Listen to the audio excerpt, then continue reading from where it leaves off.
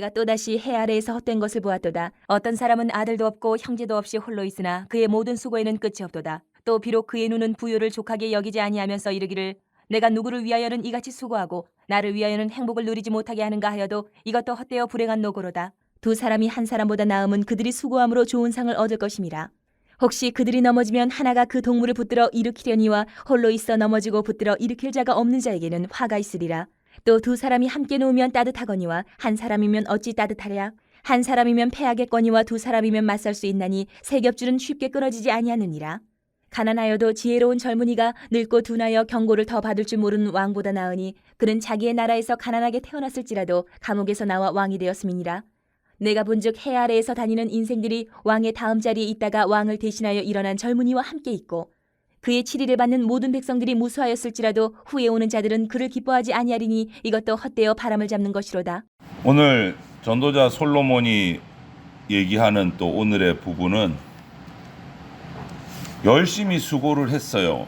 그런데 그 결과를 물려줄 대상도 없고 또 자신도 행복을 누리지 못하는 사람들 같은 이 부조리하고 헛된 이런 사람들을 오늘 소개를 하고 있어요. 7절 시작하면서 이것을 한마디로 보자면 자기 힘으로, 자기만의 힘으로, 자기만의 능력으로 성공적인 인생을 한번 만들어 보려고 몸부림치는 그 모습을 그리고 있는 말인 거예요. 그런데 이런 모습에 대해서도 전도자는 한마디로 결론을 딱 내립니다. 그것이 8절 끝부분이에요. 이것도 헛되어 불행한 노고로다. 이렇게 얘기해요. 하나님께서는 우리 인간을 혼자 살도록 하지 않으셨어요. 공동체 속에서 행복을 누리는 존재로 지으셨어요. 공동체 속에서. 그러잖아요. 우리 창세기 인간을 창조하실 때도 아담만 지어놓은 것이 아니고 외로워 보여서 또 하와를 창조하셨다라고 이렇게 말씀하고 있잖아요. 공동체를 중요하게 여기시는 거예요. 공동체를. 교회도 똑같아요. 그래서 공동체가 중요해요.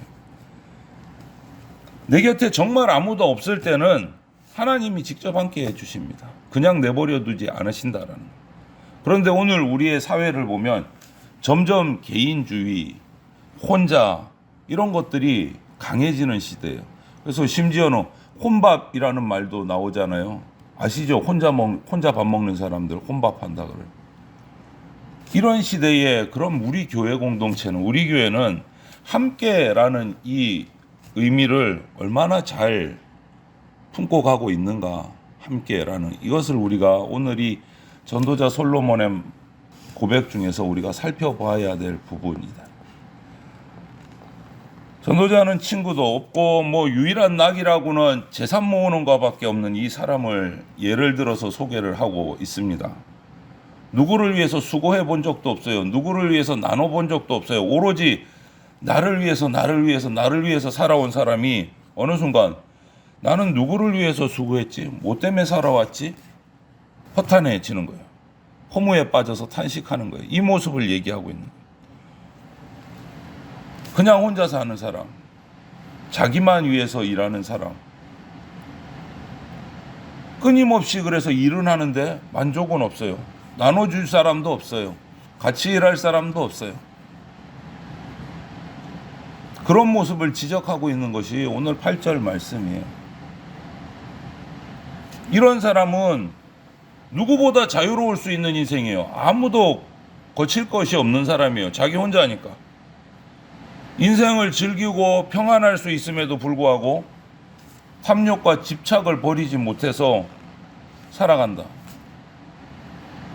이것은 혼자 사는 사람의 얘기만은 아니다라고 얘기해요. 전도자는. 대부분의 사람이 가족이 있거나 부양할 부모가 있거나 그것을 명목으로 계속 자기의 욕심을 채워간다. 혼자처럼 살아간다. 공동체 속에 있으면서도 혼자로 살아간다.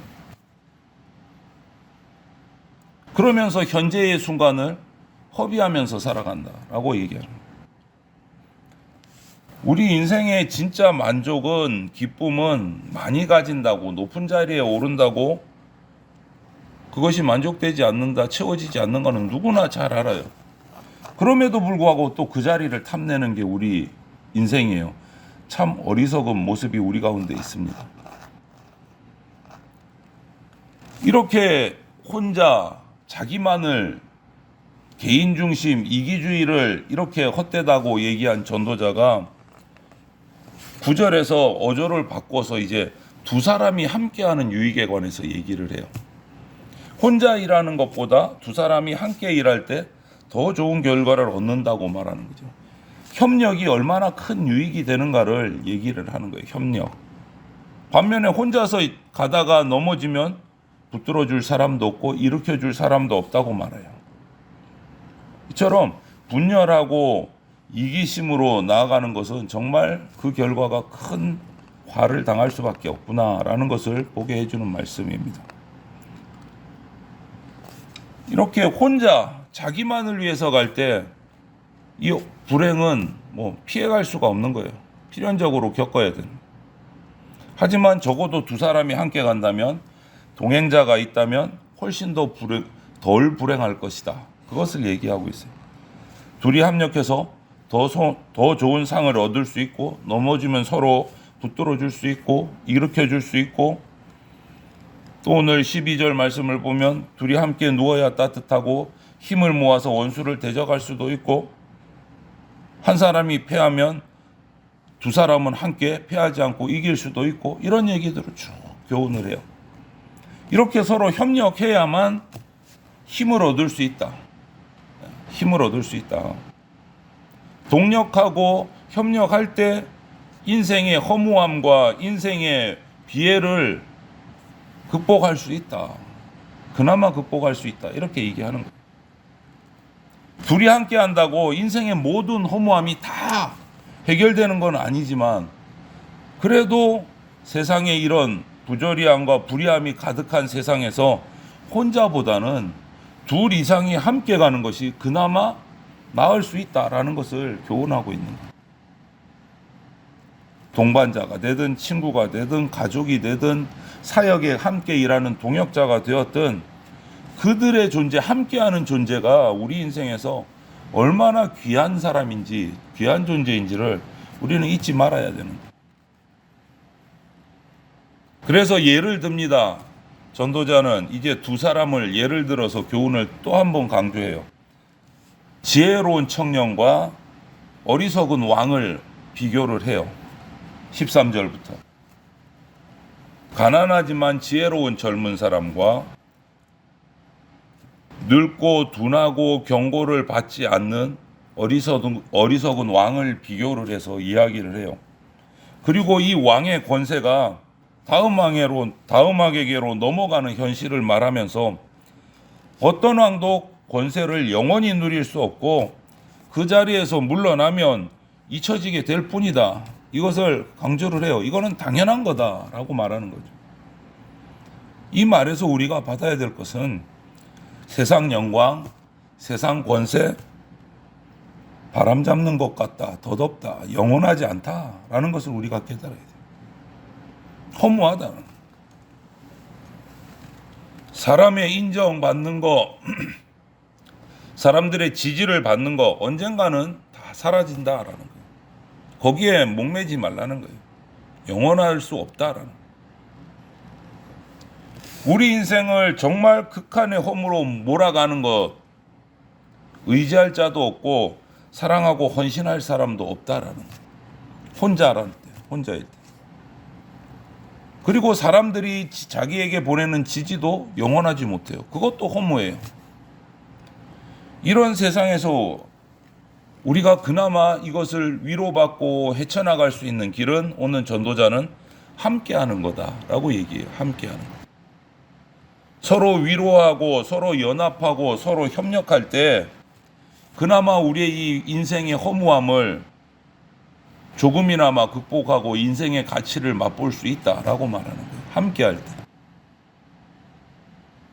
함께하면 사실 함께하는 것 때문에 불편함도 있습니다. 혼자 있는 게 마음 편할 때가 있어요. 하지만 함께할 때 누리는 유익이 그것보다 혼자 있을 때의 편안함보다 훨씬 더 크다라는 거예요. 훨씬 더 크다. 한 사람보다 두 사람이, 두 사람보다 세 사람이 더 낫다라고 전도자는 얘기하는 거예요. 함께 일 때 혼자보다 더 크고 많은 일들을 할 수 있고, 힘들고 위험할 때 도움과 보호함을 서로 주고받을 수 있기 때문에, 남을 이기고 나만, 내 가족만, 내 교회만 잘 되면 최고다 라고 부추기는 이 악한 문화를 우리는 끊어내야 돼요. 끊어내야 돼요. 승자와 패자를 만들어서 승자는 살고 패자는 저기 나가서 떨어져 죽어라, 쓸모없다, 이렇게 만들어가는 세상의 악한 문화에 우리 그리스도인과 우리 교회가 동조하면 안 된다라는 거예요. 큰 교회는 성공한 교회, 저 개척교회는 실패한 교회, 이것조차 잘못된 거다, 그렇게 생각하면 안 된다라는 거예요. 네가 살아야 내가 살고, 내가 살아야 너도 살고, 우리 서로를 위해서 섬기자, 내가 먼저 희생할게, 이것이 성경이 말하는 함께의 의미다. 함께. 하지만 세상의 권력, 세상의 명예는요, 영원하지 않습니다. 승자는 살고 패자는 죽고, 승자도 세월이 지나가면 다 잊혀지고 패자처럼 되어가고 다 헛되다. 이것이 전도자의 결론이에요. 살아본 결론. 그런데 그것을 따라가면 안 되는 거죠.